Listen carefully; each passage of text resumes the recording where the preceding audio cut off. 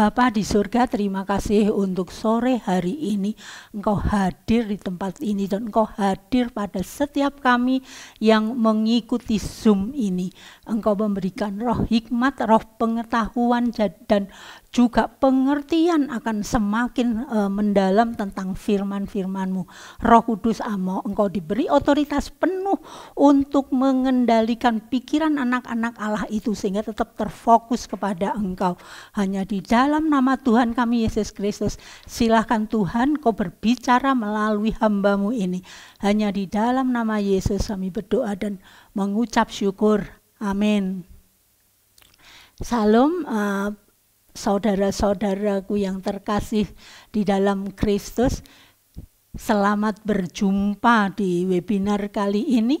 Dan kiranya damai sejahtera Allah dan juga pengertian dari Allah semakin dalam di dalam Bapak Ibu Saudara sekalian.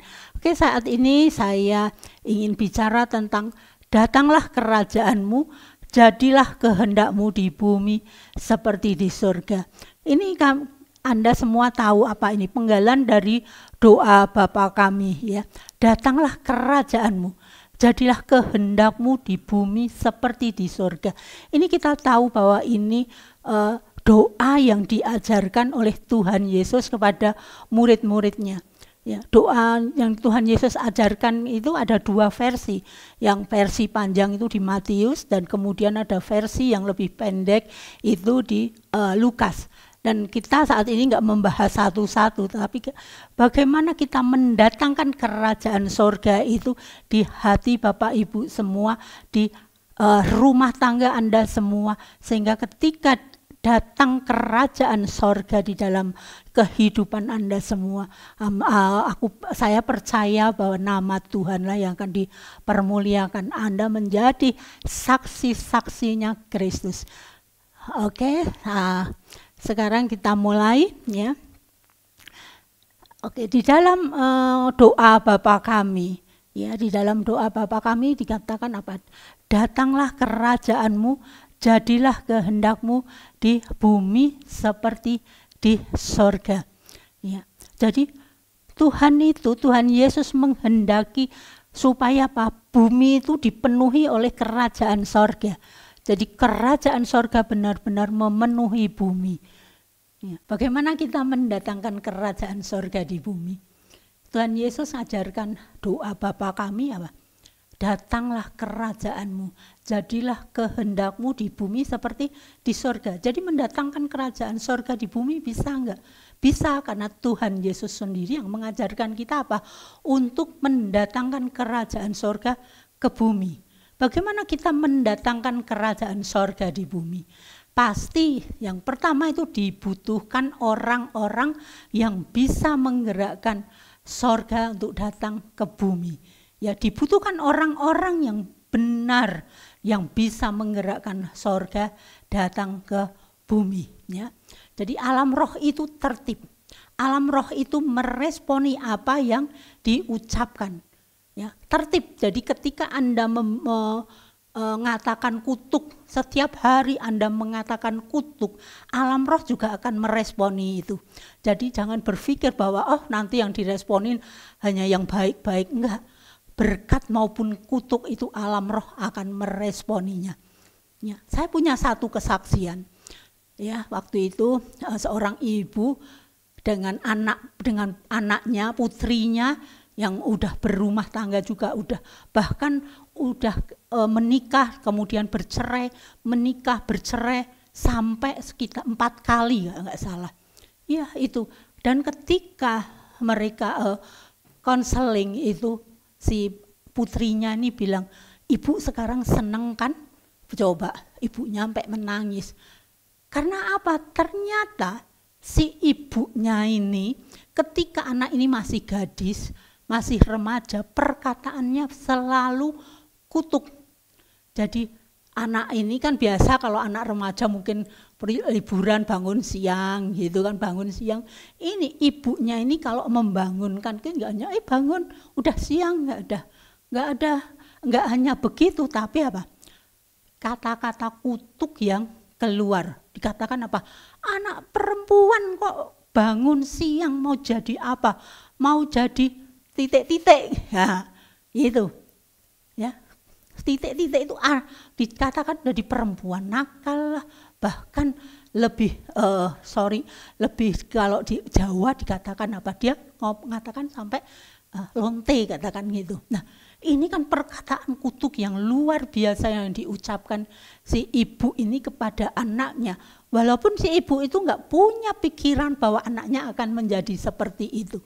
Dan ketika anak itu sudah dewasa menikah, terjadi apa? Perceraian, kemudian menikah lagi, bercerai lagi, menikah lagi, bercerai lagi, sampai waktu mereka konseling ke kita itu sudah pernikahan keempat kalau nggak salah waktu itu. Sampai si anak perempuan ini bilang, ibu seneng kan? Coba. Jadi perkataan kita itu alam roh meresponi. Jadi ibu-ibu maupun bapak-bapak, hati-hati ketika kita berbicara. Itu adalah cap yang, apalagi berbicara untuk anak kita, itu adalah doa, adalah cap yang diberikan untuk anak kita. Sehingga ketika kita berbicara tentang yang tidak bagus, itu alam roh juga merespon. Itu juga akan terjadi. Karena apa? Alam roh itu tertib. Jadi alam roh itu meresponi apa yang diucapkan, apa yang kita ucapkan. Ya, ketika kita mengatakan kepada anak kita, kamu itu mau belajar yang pintar, mau jadi apa, nanti kamu jadi titik-titik lah. Itu sebaiknya saat ini juga ketika ya bapak ibu sering mengatakan hal-hal seperti itu kepada anak-anak kita. Saat ini juga, Tuhan, aku minta ampun akan perkataanku buat anak-anakku, dan aku cabut perkataan ini, aku batalkan di alam roh dan tidak terjadi di alam materi. Karena anakku anak yang diberkati, anakku anak yang apa? Sudah ditentukan masa depannya oleh Tuhan. Dan kita tahu rancangan Tuhan itu pasti rancangan yang terbaik. Ya, pasti gitu. Dan ketika kita meresponi ya, ketika kita benar-benar meresponi ini dan kemudian kita berdoa, kita batalkan semua yang pernah diucapkan kepada anak ya, dalam nama Tuhan Yesus, itu tidak akan terjadi. Anak kita itu menjadi anak yang diberkati. Karena apa? Karena apa yang kita ucapkan, apa yang orang tua ucapkan kepada anak, nah itu apa? Benar-benar akan terjadi, merupakan cap. Apalagi perkataan orang tua terhadap anak itu benar-benar sorga meresponi, alam roh meresponi, walaupun itu mau perkataan kutuk maupun perkataan berkat. Nah, ketika kita mengerti ini, ayo sekarang kita ucapkan berkat saja buat anak-anak kita ya. Jadi alam roh itu meresponi apa yang diucapkan, seperti seorang ibu ya yang anaknya kawin cerai itu si anak ini bilang, ibu seneng ya. Karena apa? Karena ya itu, karena perkataannya, anak wedok kok bangun siang ya, mau jadi apa, mau jadi itu ya, titik-titik itu benar-benar terpatri di otak anak itu. Dan puji Tuhan anak itu tidak menjadi seperti yang ibu ucapkan ini. Tapi si anak ini apa? Menikah, bercerai, menikah lagi, bercerai lagi, menikah lagi, bercerai lagi. Dan dia bilang, apa bedanya? Hanya saya ada dalam undang-undang, katakanlah ada perlindungan bahwa ini syah gitu. Tapi apa bedanya? Saya ganti suami berkali-kali. Jadi saat ini Bapak Ibu sekalian benar-benar berhenti untuk mengucapkan hal-hal yang sia-sia, apalagi kutuk terhadap anak. Dan ketika sudah pernah mengucapkan itu, minta ampun dan dicabut ucapan itu dan diganti dengan lawannya. Dan saya percaya Tuhan Yesus itu Allah yang setia dan adil, dan Allah yang akan juga meresponi apa yang Bapak Ibu ketika mencabut semua perkataan Bapak Ibu akan diberkati juga anak-anak. Ya, oke. Ya, sekarang tadi kan bagaimana kita datang kepada Tuhan. Ya, itu yang kedua, dibutuhkan penyembah-penyembah yang benar, yang hatinya melekat pada Allah, yang berdoa agar bumi seperti di sorga. Anda tahu bahwa apa yang kita ucapkan itu alam roh meresponi, dan ucapan yang benar-benar kan dikatakan kunci kerajaan Allah itu di mana? Kunci kerajaan Allah itu sebetulnya di mulut kita.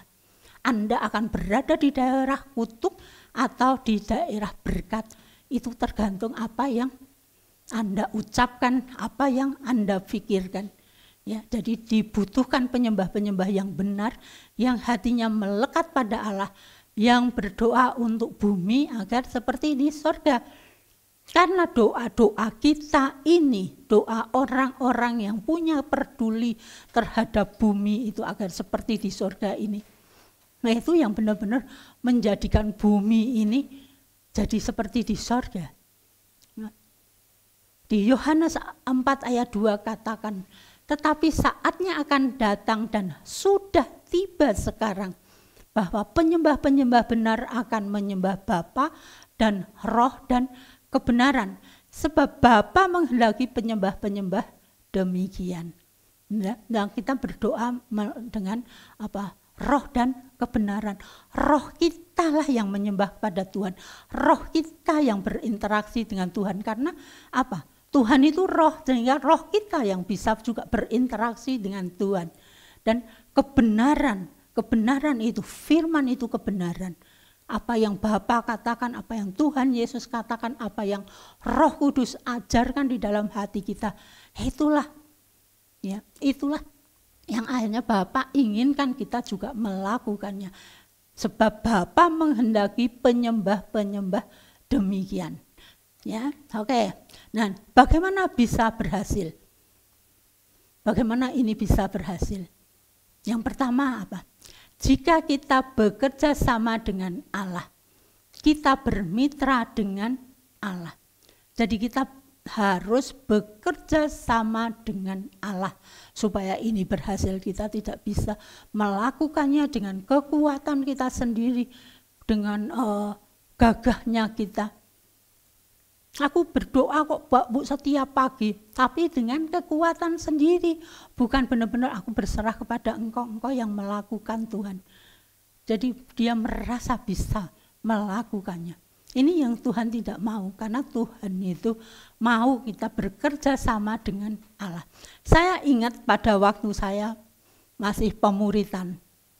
Nah, saya masih pemuritan waktu itu dengan Pak Andreas Samudra ya. Waktu itu saya bertanya, Pak, kalau sebentar-sebentar kita tanya Tuhan, sebentar-sebentar kita tanya Tuhan, apa kita tuh nggak ngerepotin Tuhan? Sebetulnya kan hal-hal yang bisa kita lakukan sendiri, nggak harus semuanya tanya Tuhan. Tapi apa jawab Pak Andreas? Memang Tuhan itu mau direpotkan, katanya itu. Nah, kenapa? Tuhan itu senang ketika kita datang kepada Dia. Tuhan itu menunggu kedatangan kita kepada Dia. Jadi kita harus bermitra dengan Tuhan, kita bekerja sama dengan Allah. Ya. Sehingga apa? Sehingga apa yang Tuhan mau itu bisa kita lakukan, karena Roh Kudus akan memimpin kita. Dia akan memunculkan apa-apa yang menjadi kehendaknya Dia, keinginannya Dia. Berjalan bersama Roh Kudus itu benar-benar kita akan dituntun. Oh, kamu jangan melakukan ini. Dan ketika kita melakukan satu kesalahan, itu kita juga akan diingatkan. Dan kita minta ampun, kemudian kembali lagi. Jangan kita akhirnya mengulang-ulang berpikir bahwa aduh aku belum diampuni, aku melakukan dosa. Nah, Ketika kita berdoa meminta ampun, percaya bahwa Tuhan sudah mengampuni. Jadi kita tidak perlu berulang-ulang minta pengampunan. Ya, karena apa? Karena kita benar-benar ketika kita minta pengampunan, ya ini Tuhan Maha Pengampun. Ya ini bagaimana kita bisa berhasil berdoa bersama Dia, berhasil mewujudkan apa yang Dia inginkan, yaitu kita bekerja sama dengan Allah. Roh Kudus sebagai apa? Roh yang membawa kita, yang menuntun kita ke dalam setiap kebenaran. Itu Roh Kudus. Roh Kudus diberikan kepada kita untuk apa? Untuk kita bisa berjalan di dalam kebenarannya. Untuk kita apa? Melakukan hal-hal yang benar. Hal-hal yang benar dan hal-hal yang baik itu enggak sama loh. Ya, enggak sama. Baik itu belum tentu benar. Tetapi benar itu pasti baik ya. Jadi hal-hal yang baik yang kita lakukan itu belum tentu itu benar di hadapan Tuhan. Caranya bagaimana? Ya memperankan Roh Kudus. Selalu berinteraksi, selalu berkomunikasi dengan Roh Kudus sehingga Anda dibimbing kepada seluruh kebenarannya. Ya. Ini ya. Kenapa kita bisa mengerjakannya di dalam Dia? Kenapa kita bisa berjalan di dalam Dia? Kenapa kita bisa mendengar suaranya? Karena apa? Aku di dalam Dia dan Dia di dalamku. Ya, aku di dalam Dia. Jadi kita masuk ke dalam Dia dan Dia di dalamku. Ketika kita masuk ke dalam Dia, maka Dia di dalamku. Sering orang juga katakan bahwa Dia di dalamku dan aku di dalam Dia. Dan aku kalau saya itu nggak suka terbalik. Saya lebih suka katakan bahwa aku itu di dalam Dia. Karena aku masuk di dalam Dia, maka Dia ada di dalamku. Dan Dia sendiri yang akan mengerjakan semuanya sesuai dengan kehendaknya, sesuai dengan apa yang Dia mau. Ya, jadi kita akan dipimpin menjadi apa? Kita kan anak-anak Allah. Dan kita akan dipimpin untuk menjadi anak-anak Allah yang sesuai dengan apa yang Dia mau. Ya. Oke. Filipi 2 ayat 13 katakan, karena Allah lah yang mengerjakannya di dalam kamu, baik kemauan maupun pekerjaan menurut kerelaannya. Jadi Allah yang mengerjakannya di dalam Dia, di dalam kita. Ya, Allah itu yang langsung mengerjakannya di dalam Dia, sesuai dengan apa yang Dia mau. Bagian kita apa? Mau dan nurut. Mau dan nurut. Itu bagian kita. Sehingga apa? Sehingga kita akan mudah dibentuk. Karena itu sorga firman Tuhan katakan, jadilah seperti anak kecil. Kenapa harus seperti anak kecil? Karena anak kecil itu tulus dan mudah dibentuk. Ya, anak kecil itu mudah dibentuk, mudah nurut. Ya, enggak banyak mikir. Ya.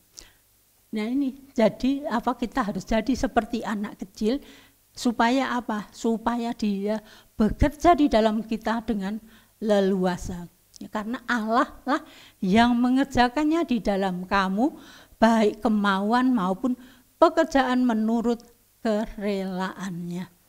Ya, menurut kerelaannya, menurut apa yang Dia anggap baik untuk kita. Kita percaya bahwa apapun yang Tuhan kerjakan di dalam diri kita itu pasti apa? Pasti ujungnya untuk kebaikan kita. Ujungnya menurut apa yang Dia mau untuk kebaikan kita. Oke. Ya, sekarang ini, jadilah Anda itu bintang yang bersinar. Ya, jadilah bintang yang bersinar. Bintang, kita sering melihat ya ketika terang bulan, banyak bintang yang benar berkelap-kelip ya, bersinar. Nah, Anda harus seperti ini. Sebetulnya bintang itu apa? Bintang itu sebetulnya benda gelap yang tidak mempunyai sinar. Ya, bintang bersinar apa? Karena mendapat pantulan dari cahaya matahari. Ya, mendapat pantulan dari cahaya matahari. Jadi bintang itu benda gelap. Dia kalau tidak mendapat pantulan dari cahaya matahari, tidak kelihatan. Seperti ketika kita malam melihat gelap nggak ada bintang, itu sebetulnya bintangnya tetap ada, tapi dia tidak bersinar karena apa? Karena nggak ada pantulan dari cahaya matahari. Jadi bintang yang bersinar. Jadi bintang yang bersinar, kita mempunyai sinar itu bukan karena sinar diri kita bercahaya, bukan itu. Seperti bintang ya, yang tidak mempunyai sinar, tetapi dia bersinar karena mendapat bantuan dari cahaya matahari. Ya, jadilah bintang yang bersinar. Ya, Anda dan saya harus menjadi bintang yang bersinar itu dengan mendapat pantulan dari cahayanya Kristus, menjadikan Kristus sebagai kepala, menjadikan Kristus sebagai raja, menjadikan Kristus sebagai apa? Tuntunan hidup kita. Karena apa? Karena sinar dari Kristus itulah yang memantul akan di dalam diri kita. Karena hanya Kristus yang punya cahaya, hanya Kristus yang bisa benar-benar akhirnya membuat kita bersinar, tapi bukan sinar dari diri kita sendiri, tapi karena apa? Sinar dari Kristus itu. Jadi kita bersinar itu bukan dari sinar dari diri kita sendiri. Ya, oke. Anda tahu apa yang sekarang, apa yang menjadi syarat, apa yang menjadi tujuan Allah sehingga kita harus ada di dalam Dia, aku di dalam Dia dan Dia di dalam aku. Ketika aku di dalam Dia, ya, dan Dia di dalam aku, Dia akan menuntun, Dia akan memberikan teladan melalui hidup kita, melalui apa yang Dia ajarkan buat kita. Dan ketika itu terjadi di dalam hidup kita, Anda akan menemukan hidup Anda itu penuh dengan kebetulan-kebetulan yang ajaib dari Dia. Ini sebetulnya kebetulan, Bu. Ini sebetulnya enggak terjadi, tapi ini terjadi karena apa? Karena kebetulan yang ajaib dari Dia. Ya, katakanlah yang sepele. Ketika sekali waktu saya itu kepingin ikan, di rumah itu kepingin ikan. Terus saya bilang sama anak saya kan tinggal sekarang berdua sama anak saya, Red Sea namanya. Mama kok kepingin ikan ya? Ya malam-malam gini mah, kalau enggak kan kita mau ke Hero atau pergi belanja gitu. Terus saya bilang ya udahlah besok aja deh gitu. Dan tiba-tiba itu ada yang ngetok pintu. Ada yang ngetok pintu dan ketika saya buka ternyata temennya anakku itu bawa ikan. Bawa ikan. Katanya, "Tante, ini saya barusan mancing. Hasil mancing ikan ini." Dan dia kok keinget diberikan kepada saya. Ini dibilang kebetulan. Tapi saya katakan inilah kebetulan yang ajaib yang Tuhan berikan kepada kami. Ya, karena apa? Karena ya saya pikir kalau pengen ikan gitu yang sore-sore mau menjelang malam itu ya beli di supermarket lah atau besok lah gitu. Tapi bisa Tuhan kirimkan orang untuk apa? Untuk nganter ikan ini. Nah, inilah yang saya sebut kebetulan-kebetulan yang ajaib. Dan kebetulan-kebetulan yang ajaib ini Tuhan sediakan untuk apa? Anak-anak Allah. Tuhan kesediakan untuk apa? Untuk Anda dan saya. Karena itu melekat sama Tuhan dan kita akan mendapatkan kebetulan-kebetulan yang ajaib. Banyak yang dekat sama Tuhan itu pasti banyak mempunyai kesaksian akan kasih Tuhan, akan bagaimana Tuhan memelihara hidup mereka. Ya, jadi jadilah bintang yang bersinar. Bintang yang bersinar bukan dari dirinya sendiri, tapi dari cahaya Kristus. Yang Kristus yang ada di dalamku itulah yang membuat aku bersinar. Ya, oke. Hidup kita harus bersinar karena sinar atau cahaya Kristus, ya. Jadi hidup kita harus bersinar karena sinar atau cahaya dari Kristus. Saya percaya Anda dan saya yang hidup di dalam Kristus, pasti cahaya Kristus akan muncul di dalam diri Anda. Saya ingat pada waktu almarhum suami, yaitu anak saya yang laki itu ngasih waktu itu apa ya, pokoknya isinya foto-foto teman-temannya gitu. Tiba-tiba papahnya langsung nunjuk, ini orang Kristen ya. Terus iya mah, iya Pak. Bapak kok tahu? Katanya suami saya bilang cahayanya beda.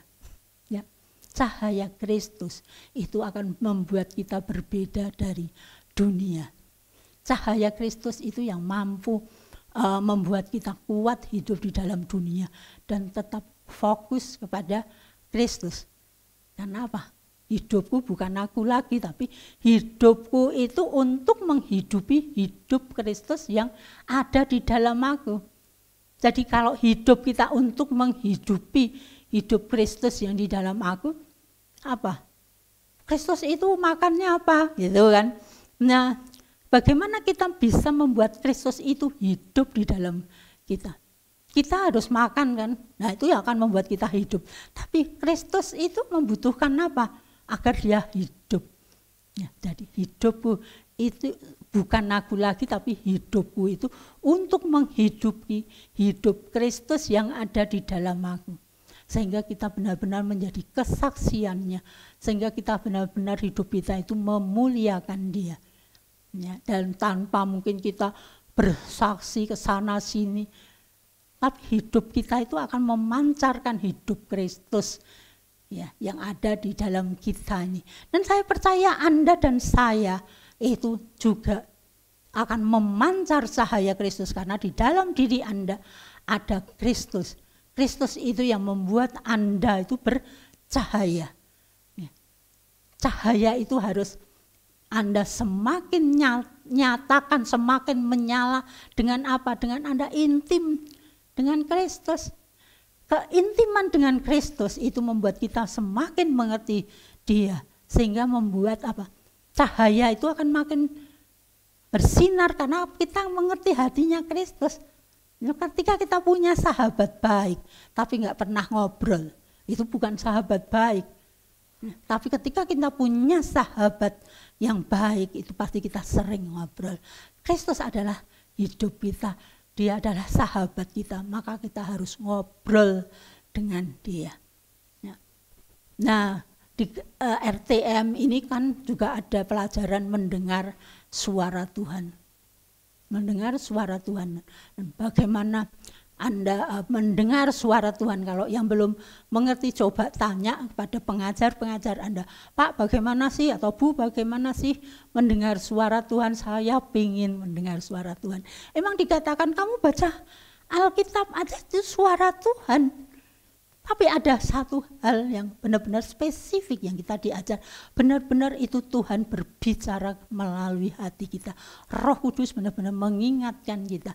Jadi kita benar-benar hanya mendengar suaranya. Oke. Terima kasih, ini yang Tuhan melalui hati saya ingin saya sampaikan kepada Bapak Ibu sekalian. Sekiranya ini menjadi berkat dan biarpun ini firman yang saya sampaikan itu hanya singkat, tapi kiranya benar-benar menjadi berkat. Dan Kiranya benar-benar Tuhan Yesus memberkati Anda, dan kita tutup kita saat ini dengan doa. Bapa, terima kasih Engkau sudah melawat anak-anak Allah ini satu persatu. Roh hikmat, roh pengetahuan semakin Kau tambah-tambahkan buat anak-anak Allah ini, sehingga anak-anak Allah ini dimanapun berada menjadi kepanjangan tangan-Mu, menjadi saksi-Mu, dan firman yang kami sampaikan saat ini benar-benar menjadi rema dan hidup di dalam anak-anak Allah. Terima kasih, hanya di dalam nama Tuhan kami Yesus Kristus kami berdoa dan mengucap syukur. Amin. Tuhan Yesus memberkati.